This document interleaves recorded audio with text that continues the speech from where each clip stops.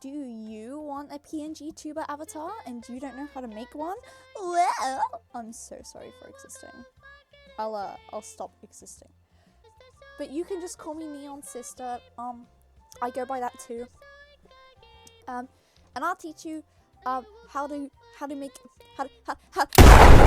Okay, so when you obviously you'll have to download PNGTuberPlus first. But once you have that downloaded and stuff, I'll provide a link.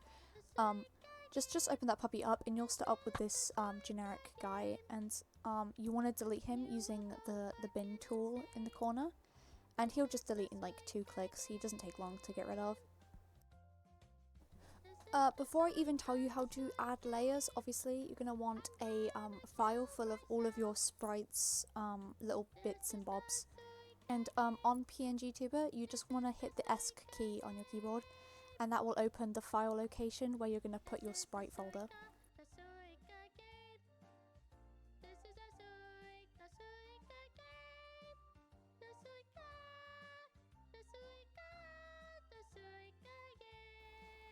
Next you're obviously going to want to add your parts into the game, so you're going to want to click on the add new sprite folder, and then obviously you'll have your folder that you've just made there, and you'll click on it and you'll have a list of all of your parts. You're going to want to load them in order of bottom to top, so that means adding the furthest away layers first before adding the ones in the front. This will save you a lot of time later when it comes to linking things. Linking doesn't play a huge part if you do it like this, but sometimes it can. If you do them all in the just a random order, it will just take forever.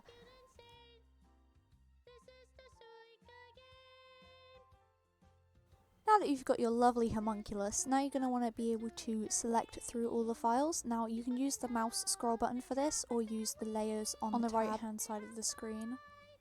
Now for like sorting out the layers and stuff, for the eyes obviously I had to put the closed eyes behind the open ones, so you can use the link feature at the top of the screen to put things behind things. The one that you select it to, it will put it behind that object and it will link it to it, so when it plays things like animations, it will sync up with it. Okay, now that we have the entire model laid out, we can start making the emotes now. So at the bottom of your screen on the left hand side there is a series of numbers. These are all linked to different expressions and like outfit toggles you can have. Obviously they're linked to your number keys, you can change that later. What you want to do is by clicking them, it will hide the certain item you are on, and this will allow you to have multiple different items and stuff on thing. I think it's pretty self-explanatory, to be fair. I don't think I need to go into it. Secondary, I'll just point this out, there are eye and mouth toggles for open, close and neutral expressions. So the X is obviously just not chosen.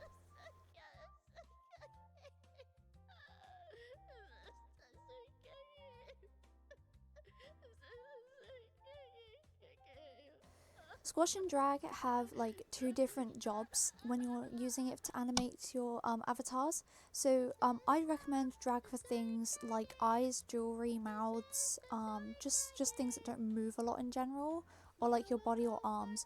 If you want to do a little animation on like hair and stuff, the squash looks a lot better on like things like hair and stuff, as it just kind of gives it that better bounce. And then when you click off of the application, in the little X in the top left corner of the screen, you can edit the bounce force and the gravity. You can also reassign keybinds for expressions, and use things like background colors. You can create custom background colors as well, if you want a certain chroma key. And I just think that this is a pretty helpful thing, obviously, as chroma keys are really handy when you're trying to do things like green screening.